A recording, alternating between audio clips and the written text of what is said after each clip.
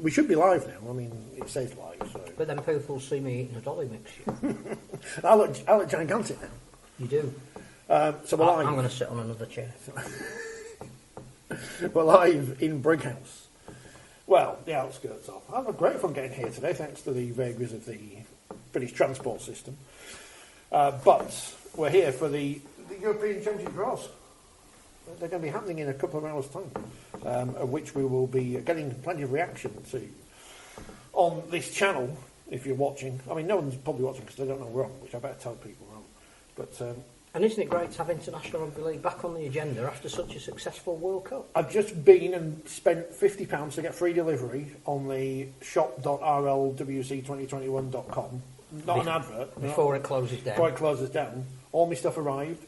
I bought 3 balls, 2 scarves, a bobble hat, some T-shirts and stuff. So that's me sorted for the whole year now. I mean, the balls will be on the desk when we're back at the studio. So do look forward to that. Greece, Scotland and Ireland. Scotland and Ireland £1.50. Greece £3. I don't know why. USA was £4.50, so I didn't buy a USA ball. But all of whom are in the draw later this evening. So it's all exciting. What is going on here? Carsten's on from Germany. Of course it is. What's going on here, Phil? Tell the people what's going on. Well, it's the European A men's, 8 nations, 2 of whom will automatically qualify for the 2025 World Cup, 4 of whom will go into a repechage, 2 of whom have already qualified by virtue of getting to the quarterfinals last time. That's England and France. There will be a final for that competition, which it's hoped will be played in France in the autumn. Because if it goes with the seeding, England and France should be in that final, but that's not taken as a given. And the first ever women's qualifiers for a World Cup, again with 8 nations, and the top 2 in that one will qualify for the World Cup. So it's quite a historic day, and we're going to be graced by some of the players and coaches and staff of virtually all of the nations that are in there. So look out for some interesting reaction when the draw is made. I think the dates are known for the men's fixtures in October this year.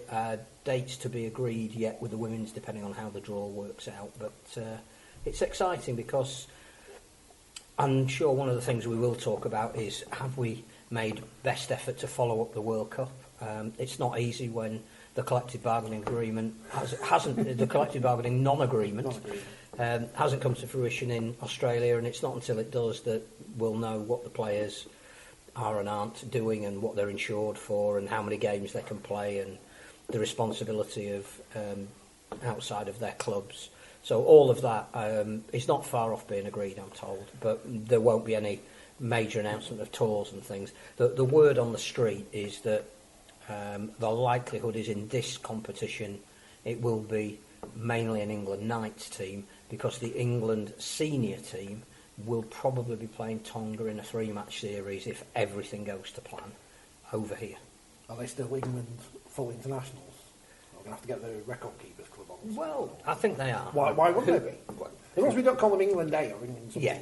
No, it's England, but it will be, I think Sean Wayne would potentially look after the senior team playing against, let's say, Tonga at this stage, and Paul Anderson would look after the emerging England team for better. It's not as if they won't be in camp together. Well, John Bateman played for exactly. Well, actually didn't play for the England Knights, but could have done. Yep. The World Cup seems so long ago now. It's great to have International Rugby League back, and of course the women. There'll be some wheelchair stuff to be announced in the near future, I understand, which from what I gather could be very exciting. So stay tuned for that. Oh, not standing recording, never mind. But it's the opening weekend of Super League. We've got 2 weeks into the Championship and League. 3 weeks? 3 weeks into the Championship. We played 3 games. I thought it was just there was no game on the telly this week. That's confusing me. Well done to Workington. You topped the League One table. Disappointment for Midlands, who didn't kick on from that first half against Cornwall. They could have been top of the table this week. They could have framed that up in the Alexandra Stadium, the home of the Commonwealth Games, but unfortunately they weren't good enough in the second half and only won 40 points to 6 against Cornwall. Midlands, who were on the Sportsman again this week against Hull Dockers in the Challenge Cup at Sewell Group Craven Park. So that's very exciting indeed. First weekend of Super League, but overshadowed by St Helens, who are the world champions. Gordon Burns, off of the Krypton Factor, very upset that he wasn't on the BBC One News, but they were on BBC Breakfast this morning. I assume someone at BBC Breakfast loves Rugby League because there's nothing we can't do at the moment. I think it's caused us to reevaluate how good a performance that was, because you sit there and you watch it and you think, this is amazing. But this now, I think, takes St Helens to unquestionably being the greatest team of the Super League era. 4 titles in a row probably put them there anyway, but there is no doubt now that having gone over to Australia and not just beaten an Australian team, but beaten a team that is regarded in Australia as being a dynasty themselves, having got to the last 3 grand finals, won the last 2 of them.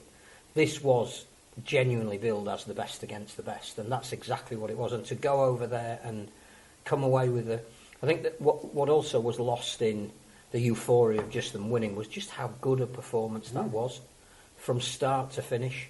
This final scoreline doesn't reflect how dominant St Helens were, but nor does it take into account that you'd have thought going into Golden Point extra time, having been ahead for so long and pegged back, a minute and a half from time, that actually momentum, if such a thing exists, should Rod Studd forgive us for saying it, would have been with Penrith.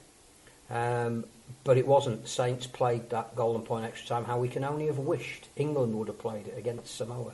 They were magnificent. The sense of belief around what they were doing and their trust in each other, and the fact that individually some of their players played to their absolute peak.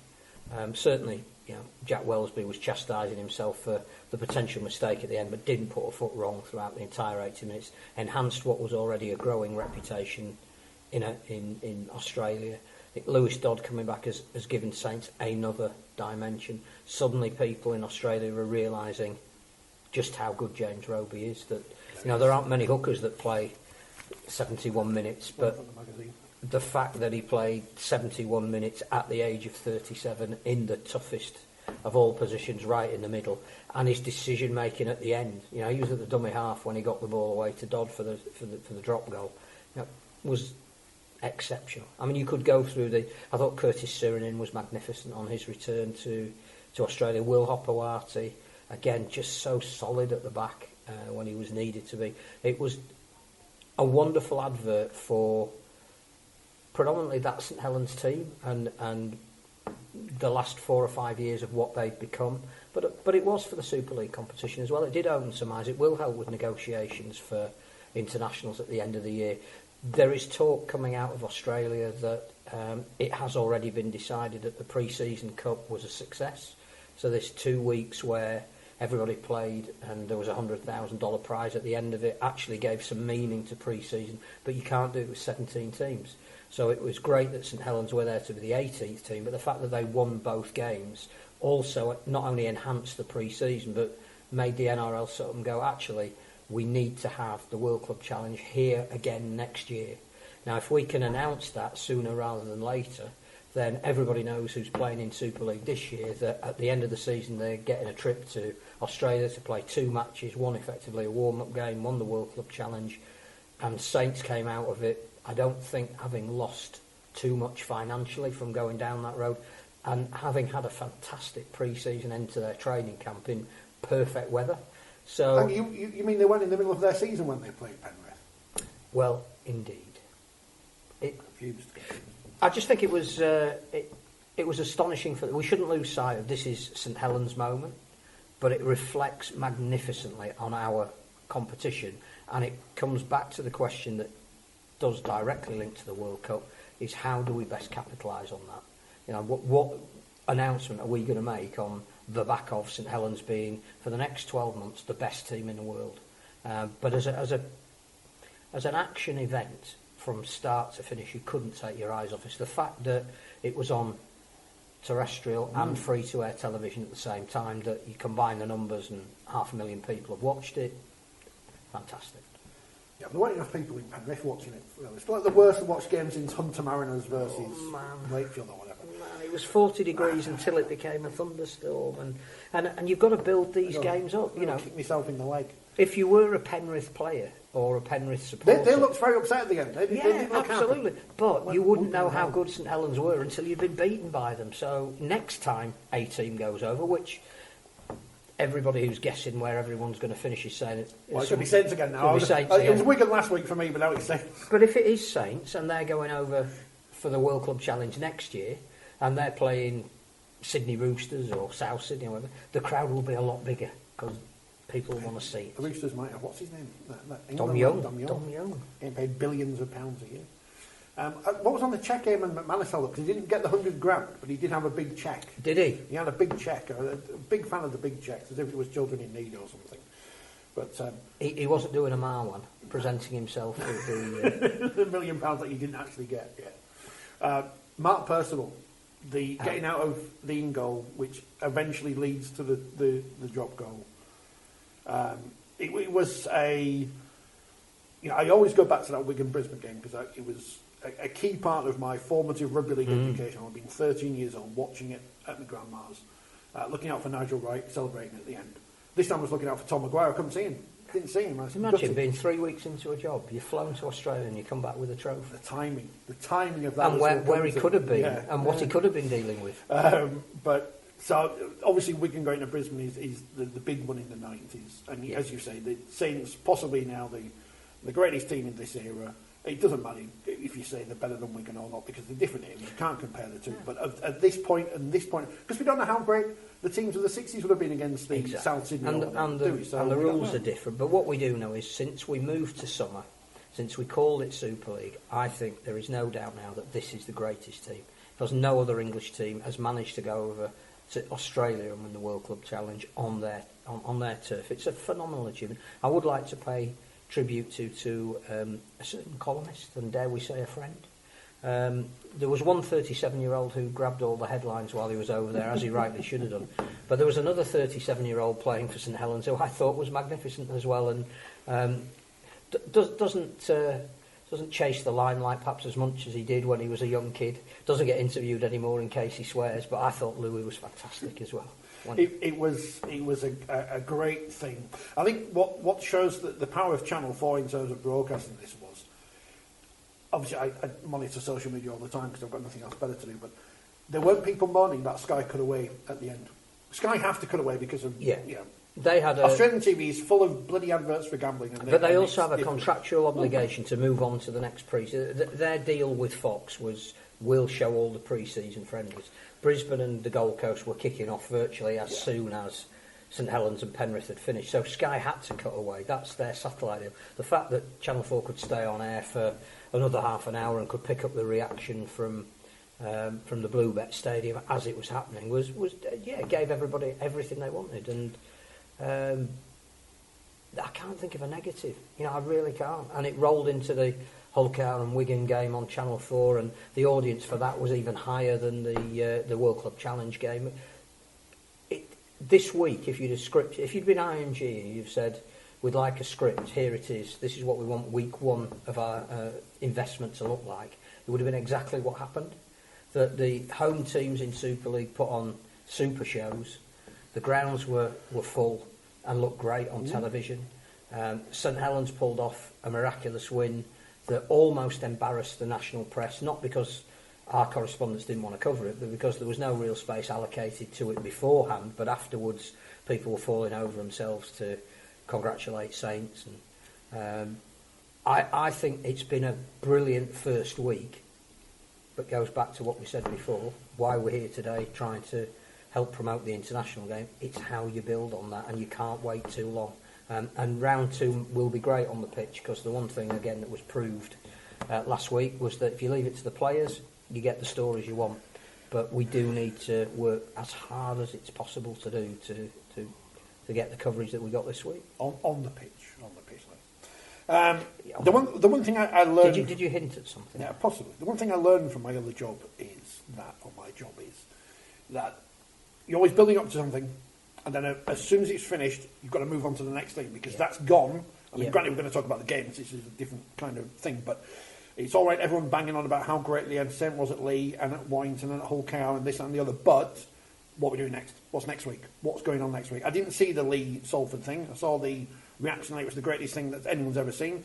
I'd say if you're spending $100,000 and some of that's wasted on fireworks, you probably would be better off spending that on your actual backroom staff in terms of front office, media, marketing, whatever, rather than fireworks. But that's just me being negative, and I'm sure someone can spin it that way. 8,600 at Lee, 10,000 at Hull KR, 15,000 at Hull, 4,000 at Waking when we went for the stand, and 11,000 at Warrington on the telly. The one thing that annoys me about these bans and things on before the matches is I think there's something for the people in the stadium. I don't think they're a TV thing. Although I don't think Channel 4 mic'd up the band on Saturday, but they were the perfect example of how you integrate it because they introduced the teams onto the pitch.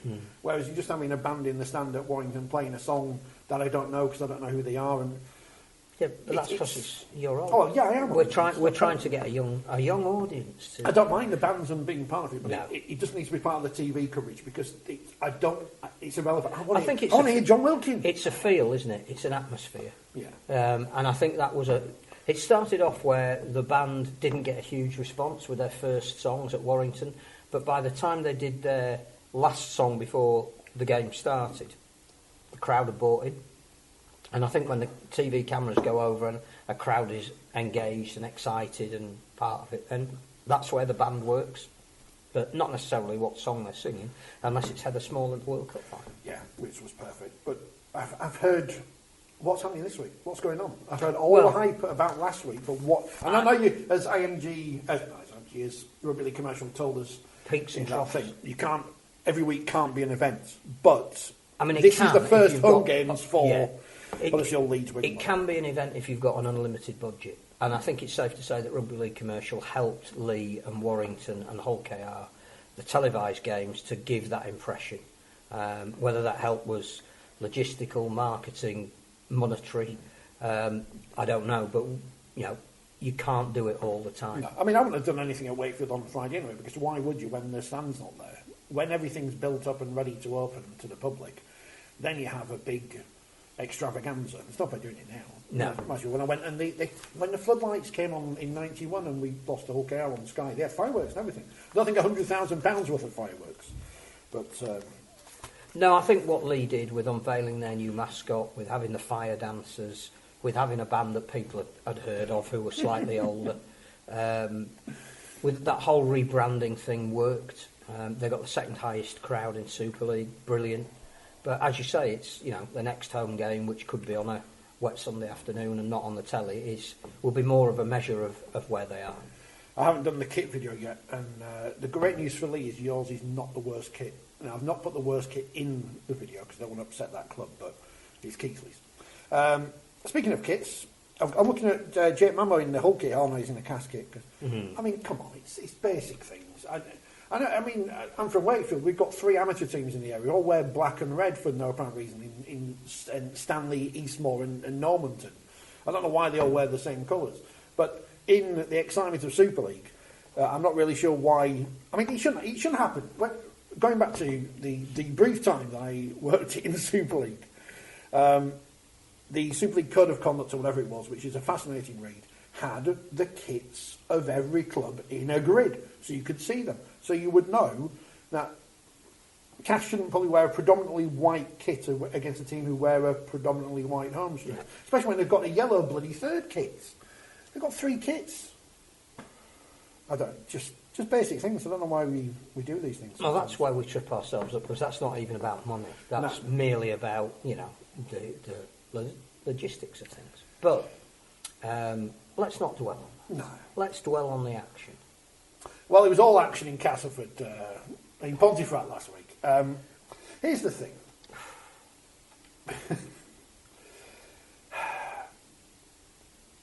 That when you're in the public eye, you have a responsibility, like it or not. I know some players don't like being called role models or whatever, but they are because of their job.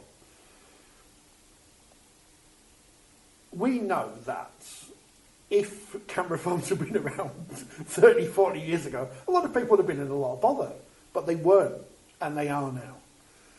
And this is nothing new. I'm not sure what you do with a player who does this. I think it is bringing the game into disrepute. So should the RFL be doing something? Well, I think if there was, I think it was probably Steve Maskell that brought it up on social media first. If there was an NRL type integrity unit, it's a matter that would have been referred to it. I think there's two other things that come out of this. One is, why is any player, no matter who it is, on a bender to the point where you're not you're clearly allowing things to be filmed that if you had rational thought at the time you wouldn't allow to be. You then make a statement saying it's alcohol related. Why is any player who is a full-time professional, particularly an experienced one who is 30 years old, in taking alcohol to that level a week before the season starts? That can't be part of your preparation. I think that's one aspect of it. And if you were a fan of that club, you'd want to know why that behaviour was deemed to be acceptable, and the fact that it was filmed and what was filmed. I think the other thing is you can't then defend it. You can't then make a joke of it. And I think that whilst Lee Radford is the kind of bloke we love to interview all the time because he gives great quotes and he's not anodyne like so many coaches are, I do think he misread the room on that. I think that it's very, very hard to defend what is indefensible. It's very, very hard not to take into account the victims of something like that. And it's not our place to judge relationships between people, but clearly from the social media traffic, a wife and children were implicated by the actions. And I don't think that Castleford played due enough respect to their feelings in all of this, to almost gloss it over. Oh, well, we fined him, and we're not telling you how much fine, and we're not going to stand him down, and he is a bit, to use the word mental again, it's misreading the room. So I think, it was a big news story, partly for the wrong reasons, but if you're IMG and you do genuinely believe that it's management of news rather than good news or bad news, you'd be saying a big story that everybody wants to feature in the run-up to the season start. It's not the worst thing that could have happened. It's the worst thing that could have happened for the people that have been implicated in it. And you need to pay due deference to them. And I don't think Castleford did, to be honest. And I'm not sure the RFL did either, because I think they could have. I think they could have taken action on it. Well, it goes back to what I said when Robert Elson made his grandson ban of Ben Barber. But that's fine. So what are we doing next? And they didn't do anything next. So there's no morality clause or whatever, and you can, your level of whatever's acceptable or isn't. That's up to you. That's not for me to judge, and it's not for I'm not just saying that Joe Westman should be sacked or this or that or the other. I mean, we know because Rugby League has a precedent. If you are a star player, there is more leeway than if you are a player at the bottom end of the food chain. We know that if a player from the Pyongyang Pylons reserves, because I can use them because they don't exist, if they did something of the similar ilk, they wouldn't be treated the same way as a star player. That's just how it is. Everyone knows that, and we all live with that. I think. But there must be a code of conduct. Well, and there must be a fact that we know that players have access to much larger support bases for any issues they have in life than the regular man, woman, person on the street. So there has to be a point where there is some accountability. And at the moment it appears there's none, because we don't know how much. A substantial fine means nothing. It's like on the wrestling when they say he's been fined £50,000, but he hasn't really. I think it's consequence as well. There has to be consequence for actions, and young people who do look up to rugby league players, whether they should be role models or not, is a debate that a lot of people have a lot of the time. That they're in the public eye, whether they should be role models or not. People will look at their actions, and there should be a consequence for behaviour that is deemed outside of what would normally be tolerated. Look, some of the shocking haircuts this weekend. That's going to bring it back, you see, light and shade. A mullet with shaved sides. How does that work? Said the man who knows nothing about style or has very much hair anymore. It just happens to be that Castleford are on the telly on Sunday against St Helens, so I don't know how. Adam Hills, good luck. Back on the field, Wakefield have got issues with their grass, apparently. Been reported. Yeah. Tom Johnson's knees. I've not seen anything like that since 2002 when I was at college and a girl came in on a Monday morning and said, "Look at my knees. Look at what the carpet's done from." And he's been playing snooker or something. Or scale electrics. And so Tom Johnson's got a hat-trick. Well, he would know that ground quite well, He wouldn't does. he? And I don't think he's ever complained about Burns before when he's been wearing the shirt of the home team. So there must be something about the grass not properly taking. But again, that does seem... Wakefield always used to have a slightly dilapidated stadium, but by far the best playing area. Prided themselves on it. So I know they've had their pitch relayed, but clearly, again, pitches are passed before games are played. You would have thought that somebody might have realised before rather than after that there was a potential danger there. Well, they take time to bed in, apparently, but they've had 3 friendlies on the pitch as well as a reserve game, so I don't know if that affects it or not. I don't know anything about pitches. I'm not Monty Don or whatever, so he wouldn't have been watching either. I think that's a missed opportunity for Wakefield, because when I saw the Catalan team come through, and you think, you know, for teams who perhaps are going to be towards the bottom of the league, and they will tell you that their aim is to make the playoffs, and everybody's aim is. But I think, you know, again, going by the predictions that everybody's made, it's either going to be Lee or Wakefield contesting that relegation spot. It may well not be, but at this stage, before anybody's played more than one game, It's Wigan. That's what we're looking at. You would have thought that the sooner you pick up 2 or 4 points in the season, the easier that load becomes to carry, and there were at least 6 or 7 first choice Catalan players who were out there. They even had to make I think a change from the initial squad that they put out and bring another young French player in. That I thought was an ideal opportunity for Wakefield to get their season off to a flying start. So I think that it's going to be tough to come back from, because they're at Wigan, aren't they, this week, who clearly have a point to prove. Yeah, having lost the Hull KR 27-18. Great game management from Jordan Amptell of the drop goal just before the Uta at the end of the first half. Hull KR looked really good. Weren't really sure what the Willie Peters era was going to bring. I think there was interest in whether they would get better value this year from their overseas players than they did from the trio they had last year in terms of number of games they managed to play across the season, and it looked like they were very, very solid. They were good. Wigan surprisingly flat in the second half. Morgan Smithies, big deal made about him taking the famous number 13 shirt. Couldn't quite manage the full 80 minutes. Didn't come as too much of a surprise.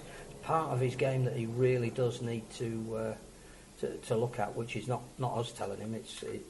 His record would tell him that. And there seemed to be some kind of disconnect as well on the wing out to Bevan French. He never got a single clean ball. Jai Fields kept very quiet. Again, spotlight's going to be on them this year, because every team will have been working in the off-season. When we come to Wigan, this is how we try and counteract those 2 players, and Hull KR found a way of doing that. And having to reshuffle everything with Ryan Hall going off injured, and not having a real replacement on the bench. It was a very forward-heavy bench, wasn't it, for Rovers? So, very good performance. Hat-trick from Sean Kenny-Dowell. He got the player of the match, bit of tat, whatever you get for these days. And that woman on the telly, she won a Patty Butty for predicting Hull KR would win. She did. Never heard of her. Hull FC beat Castle. We've mentioned this.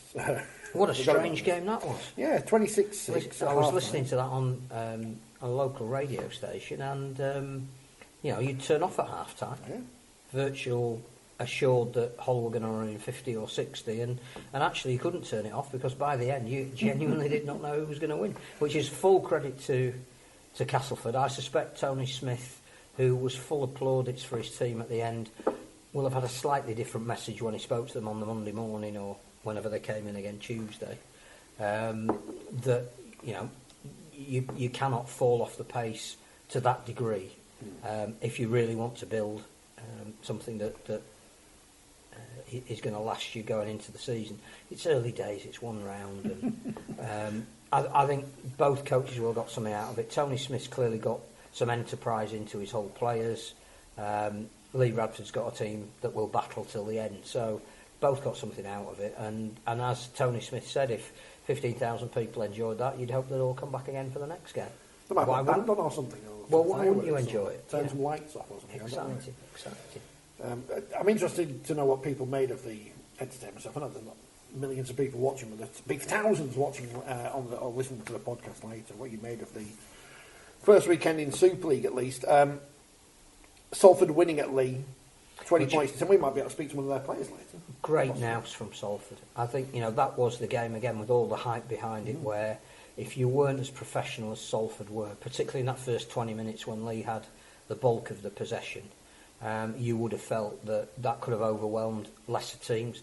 But we underestimate Salford because, they've made a grand final, they've made a cup final, they've made a semi-final. They know how to handle games at this level now. They've got a really, really competent team that can grind it out if they need to, that can play expansive if they need to. And I thought, again, that was their banana skin. But whilst they were never totally in control, they dictated the terms of that game. I thought that was a really professional performance from Salford. I've been listening to and reading all the experts, Phil, and obviously, Leeds in Crisis is back, which is great. Yep. Of everything we've done on this programme and the history of it, going back to Radio Yorkshire, shining a spotlight on areas of the game which didn't have it and everything else. But no, it's Leeds in Crisis. And what I've learned is, if Leeds didn't do short kick-offs and had a captain, they might have still lost to Warrington. Because Warrington were really, really good and dominated from minute one. It looked like two teams that were a different level of preparation. I mean, you knew that Warrington were going to try and redress their season for 2021 when they came out this year, 2022, because it had been so low in terms of what their fans had originally expected that they had to re-engage with them in that opening 40 minutes of the first game of the next season, and they were faultless.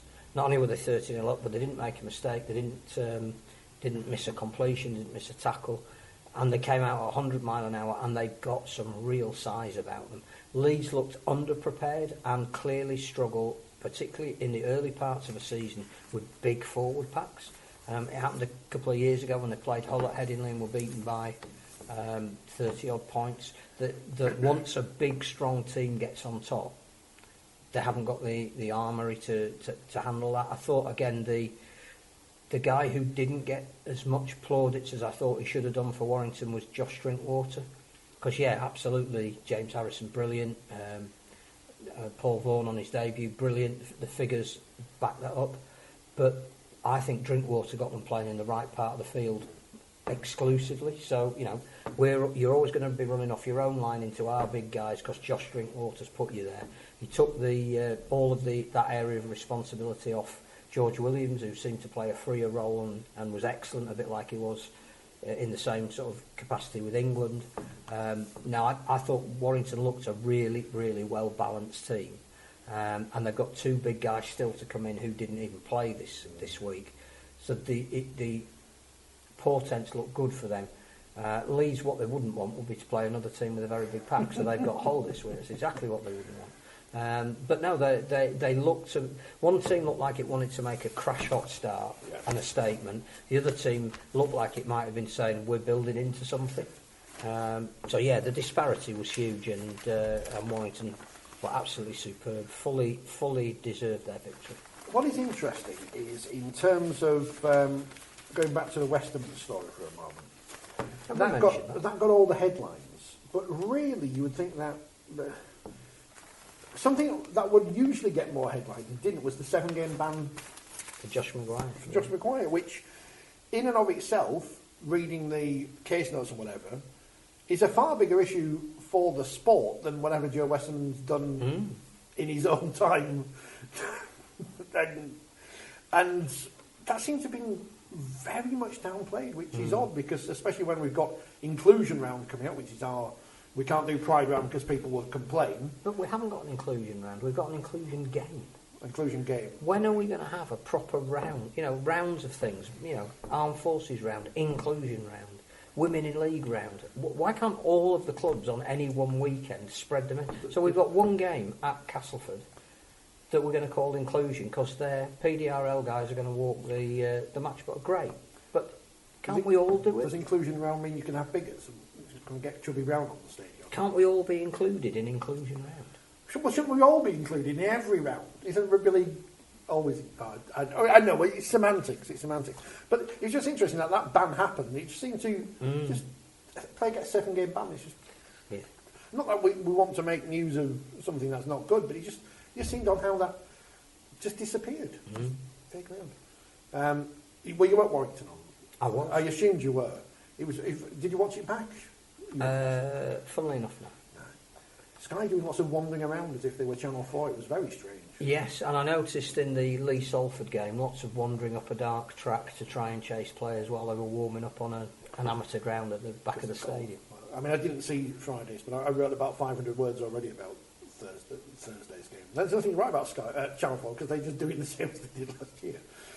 I do always think, because everyone loves the pie thing on whatever Premier's called these days, Via Sport. Have you heard the terrible news, by the way? Eurosport's going to be rebranded. Eurosport and BT are merging, and they're going to be called TNT Sports. All right. Eurosport is the great byword for terrible stuff no one else will pick up, and now it's going to be dead. But I can guarantee you, if they took the Ross and Emma pie thing from Premier and put it on to Sky with Brian Carney and whoever, people would hate it because they just hate Sky because they're the incumbent and have been for years. But it is what it is. The people who say that forget that they actually pay for the entire game, and they allow Channel 4 to have 10 games that actually they had in their contract. So. All of the money. So you just have to be careful what you wish for. Sky isn't terrible. You might not like some or all of the presentation. It doesn't mean that Sky are the victims. There's radio that you can put your radio on at the same time. You can do that kind of thing. People like to do that. Talk Sport. And how great was that? I know this is like people say, "Oh, you're shilling." I haven't worked for Talk Sport for years now. Brilliant. Halliwell and Jones, great show. Love them. Great broadcasters. Hawksby Jacobs live from the Halliwell Jones for 3 hours. Just talking rugby league for 3 hours, pretty much. But talking rugby league with respect, because I listened to that 3 hours, and I thought, firstly, access. Absolutely astonishing that Darryl Power would go on live on the afternoon of a game, that Ash Handley would answer the phone on the day of a game, and it sounded like the line was so clear, it was probably on Zoom or something. You wouldn't get that in any other sport. And we're just going to speak to Fred Nurk of Manchester City before he kicks off in a big game against that. No, it just wouldn't happen, would it? But they had guests on who, James Simpson was on, Mr. Wilson of this parish was on, their commentator. Didn't try and saccharine it at all. Stuart Pearce, who we know is a big fan. But it sounded like it was a big occasion. And whilst I think Andy Jacobs probably isn't a devotee of rugby league, the first thing he said was, I like rugby league more than rugby union. Said, right, well, you can stay. Well, they're on strike yet, the Welsh on strike. And Paul Hawksby said that, he used to share a house with a St Helens fan and went to some games in the 90s, and it was treated with, we love this game, this is a great game. And they were there genuinely promoting it. And a couple of days later, I listened to them, and they were talking about St Helens. In fact, it might have been Monday when they were rounding up the weekend action, and they were truly complimentary of St Helens. They bought it up. It wasn't you or me tweeting and go, but you haven't mentioned St Helens yet. It was Paul Hawksby who said, I just want to take a minute to, what a game and what a performance, what a team. Should try and get Gordon Burns on the podcast. I like Gordon. I like the Krypton fans. Apart from when they messed it up in the final series. We've been offered a guest for the podcast. We'll get her on. But I'll reply to it later. So it was all positive. As you said, even the negative story wasn't a. I think it's negative for some people involved in it. Yes. But as a whole, it is. I think you need to just pay one of those things. Considerably more respect to the victims of that incident, of which there were clearly some. But in terms of if you are a sport that wants to grab a headline before you kick off, it wasn't the worst thing that could have happened in raising profile, that it's hard to get. Which again is why I don't think Lee Radford should have singled out newspapers for trying to build it up. If you know anything about news value, that isn't a story you can keep from any newspaper, and it isn't the sports correspondent that would write those stories or send someone to ask a question. people on the internet are talking about it and making jokes about Yeah. it, and that's just human nature. So it's tough. They wouldn't be making jokes about it or talking about it if it didn't happen. Super League this week, Thursday, Salford Hull KR on Sky. Great game. 2 teams who won their first games. That'd be interesting to see how they follow that up. Leeds Hull FC. Now that's the game on Sky on Friday. I forgot when we were talking about Warrington and Leeds. A lot of people talking about Leeds' pre-season games not being full of intensity. Now, I'm going to come at this from this angle and say the Super League is not won in round one. It is won at a wet October night in Old Trafford. So when do you want to? Yeah. When do you want that intensity? You don't want that intensity against Bradford. I think Warrington had to have it in week one because of how that was a statement game for them. I'm not going to make any excuses for Leeds. I don't think necessarily the coaching staff wanted 5 pre-season friendlies. I think they tried a whole raft of players across those friendlies so that you couldn't say at the end of them, that's our best team, that's what we're going in with. And I don't think that's what they used them for. What you'll only know is when we get to round 24, who's carrying injuries, who's in form, who's been overplayed, who could keep that intensity of round one going, which we know St Helens are the best examples of, who times their peak later in the season, which you might say is a trait of Leeds teams.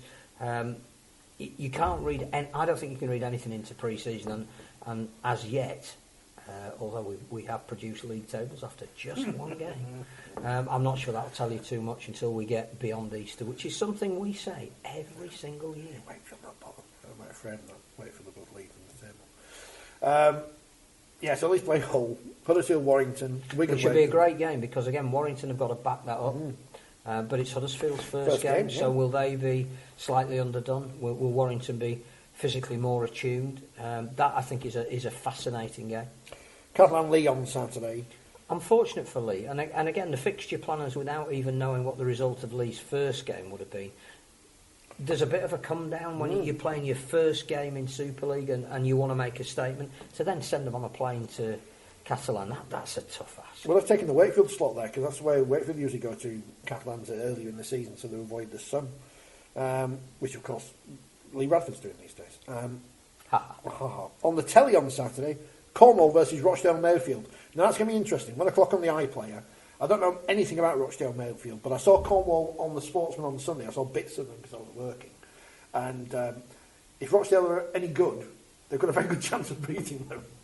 No disrespect to Cornwall intended there. Just, Midlands really hammered them in that first half. It was like, not men against boys or whatever, but it really was a team of a different class against each other. I just think, again, whoever that is, RL Commercial, IMG, have really got to decide what we mean by an expansion team. We've got a new columnist in the magazine looking at League One issues, which is Carl Hall, and he talks about the logistics for the other clubs of playing those teams, and that's fine if there's a value at the end of it, but what are we doing? What is the plan with Cornwall and Midland? If you just leave it to them, at some point they'll flounder because they don't have access to enough quality players, or they need a benefactor to come in to prop it all up and try and buy them some time. But I'm concerned with that start by Cornwall at the beginning of their second season. Well, at least they scored at the end. But 453 people watching. That's a positive, I guess, for the first game in the new home in the Midlands. In the Championship, just to jump back to that, Bradford edged out Widnes 14-12. I had Widnes on the coupon, so John Key's on. Good late win for Bradford. Yeah, very important late win. Fev hammered Whitehaven 76-4. Aren't Featherstone looking a different team under Sean Long and Leon Price? The number of points they've scored already in conditions that are not yet fully conducive to open running rugby, they could be fun to watch this year. Well, halfbacks as opposed to forwards as coaches, isn't it? Be interesting to see how they keep that going. Halifax beat London 26-18. Again, London, I think, are a different London this year than they were last year. Newcastle have lost at Keighley 44-24, which is an important result for Keighley because obviously they got battered on the telly the first week, so a big win for them. Sheffield 30. And then Newcastle took Keighley's Player of the Year last year at the end of the game. Getting from the gift shop afterwards. Sheffield 36-0 over Batley on a Friday night. 800 nearly 900 people there. I mean, that's obviously a very good result for Sheffield, but well, they started the season really, really well. I do think, we know the character behind Batley, but that's a couple of defeats in 3 games, which is not Batley-esque under Craig Lingard. I'm sure he'll turn that around, but what I would say is that that is a really good result for Sheffield to nil a team at home, and they seem to be playing with renewed intent this year, almost as if there might be a licence up for grabs or something. Concern, he says, 3 games into the season. Swinton beat Barrow 20 points to 18. Which is a fantastic result for 2 wins for Swinton out of 3. They'll be dancing. Mr. Kellner will be dancing in the streets of Sale. When you speak to him on at the weekend. And Toulouse beat York 36-0. So shall I go to the York press conference in the morning and ask Andrew Henderson anything? I don't know. I think Toulouse, again, being a full-time team, it's showing that they might be short on numbers, but they look incredibly well prepared for the new season. On Monday on the telly, it's Widnes versus Halifax, so look forward to that on Viaplay if you subscribe to that. League One, Doncaster race out Hunslet 18-16. Sounded a great game. Working to one of the scholars 58. Did Hunslet miss a conversion near to the post in the last minute that would have drawn it? Doesn't say any mistake. I think it did. I'd have to read the match reports. No one reads the match reports. Midlands won, as we say, and Dewsbury started their League One campaign with a win at the North Wales Crusaders, well, at witness, because they were kicked out by the Welsh Rugby Union, who have got their own problems. They'll get their comeuppance, don't you? There's an interesting thing, and it's Rugby Union at the minute, but there's going to come a point where, in all professional sport, that isn't football, which of course is going to be bought out by Qataris, unless any Qataris want to buy Super League clubs, where, and obviously this programme is fully in favour of players getting paid as much as they possibly can. However, there's also a limit onto how much you pay people compared to how much you bring in as a business. Mm-hmm. And if you don't bring enough money in, you can't pay more money out, then where is the value for these people? Now, the great thing for Super League players is, if they think they're not getting paid enough here, they can bugger off to the NRL and get paid a lot of money there in Aussie dollars. Including the women. Including the women now. But the Rugby Union players can't do that anymore. They used to have the option, if they didn't like the 40 quid they put in the boot, they could go to witness, but they can't do that anymore. No. So it's not laughing at this situation. It's a reality thing. You may well be able to read something about that in the next issue. The next one. What are the TV figures for Viaplay? No idea, Tim, because they don't publish them anymore publicly for free. That's how I used to find them out. They don't do it anymore for free. I'm not paying for them, so I'm sure the clubs will know, and I'm sure if they're very good, then some people related to clubs will leave them. And the RFL will, if they're really, really good. But I'm not saying they're good or bad, because I don't know. And it's a niche product in a niche sport, so it is what it is. Was Georgia Hale's not the make weight in the deal, is she? She's the opposite. She might have clinched the deal. Amy Staven's come to York. She's coming on the podcast. Oh, good. I don't know when. It's got to sort that out, but she's going to come on the podcast. Oh, lovely. Be good to speak to her. She's got to try the 2018 Challenge Cup final. I remember that cup final. It was good, that one. Best covered cup final ever. The start of it all? Yeah. A row in the reception of the Hollywood Jones Stadium. Apart from, and you were at Ian Laybourne's funeral this morning. I was. John Holdsworth passing away last week, another legendary figure. It is a sad time at the moment. There's all the greatness of the start of the season, all the excitement. It still clouds over the horizon. It's just sad. And again, I don't know if it's maybe because we're all getting a little bit older and you feel a little bit more fallible as you do, but to have lost people like Maurice Lindsay and David Oxley and Bob Ashby and Fred Lindop and Malcolm Lord and now the great Ian Laybourne, who was such a staple of the press boxes from, joined PA in 1994, so he's been an ever-present. Before that, he was covering Huddersfield and his beloved Batley. We knew it would feel different because he'd ostensibly retired, but to be paying our farewells to him earlier today was tragic. And John Holsworth as well. That's me thinking, I watched him referee a couple of years ago, and you go, that was 1999, right? Okay.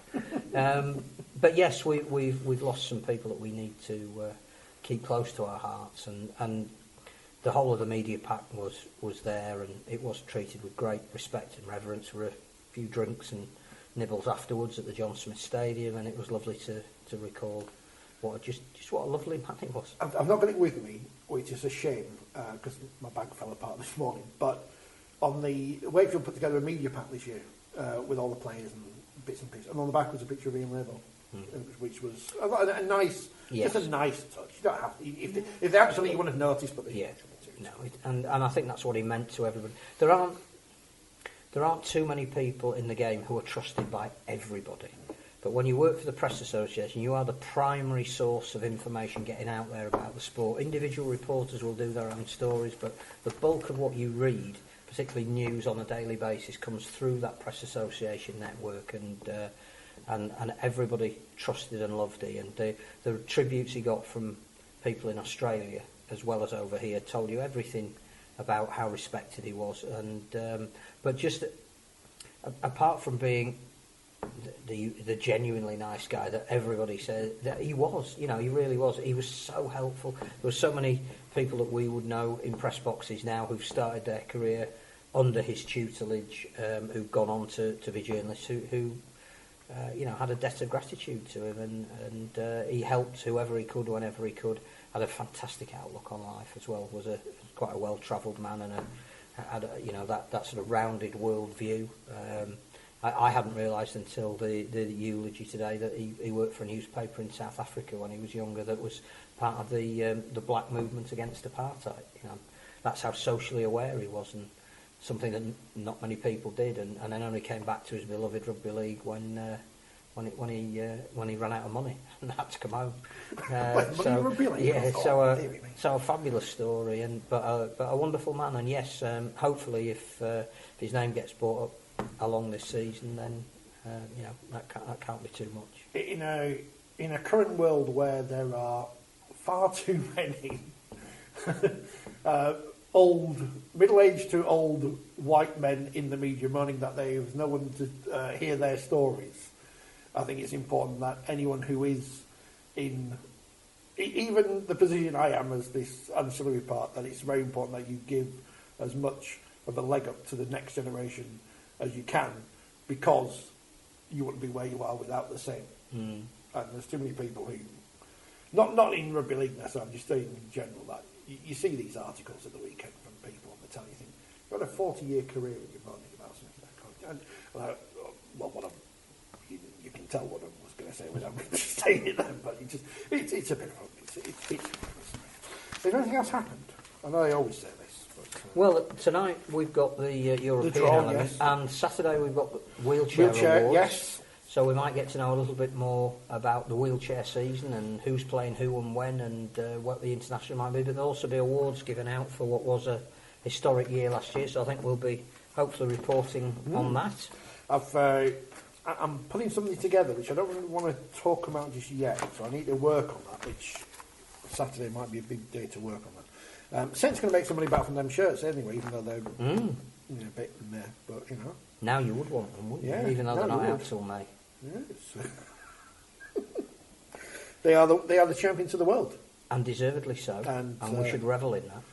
So they've been on BBC Breakfast. What can they go on next? The One Show, Steph's Packed Lunch. They'll be in demand. Sport. Because it was on Channel 4. Repair Shop. More people saw it than have ever probably seen a World Club Challenge game before. Then we need to cash in on the back of that. Need to get the Yorkshire Cup on the Repair Shop. I know you put it out in the magazine this month, but I saw it, and it's in a state. The lid. And I know we had it last, but it's been at Huddersfield for years, so it does need fixing. And then we can bring it back for IMG's exciting Not Magic Weekend. New event. New event sponsored by Betfred. Do they like us still? They like us. They're looking to renew, I'm told. Good. I mean, it's a fairly positive start to the year. There's no reason why it shouldn't be. But then we always knew it would be on the field. It rarely disappoints in the start of a new year. It's, can we capitalise? It's like I said, I was rugby down after the World Cup, but now it's back. We're it's all fine. enthused. It's all We're fine again. enthused. I didn't need to watch any friendlies because they're all rubbish. Thank you for watching. The podcast will be out. I'll put the podcast out in a few minutes because the people haven't arrived yet. So we're all right. Have we locked them out? I don't know. The draws are exciting. We'd put the balls in the bag. Yeah. Should we nick one?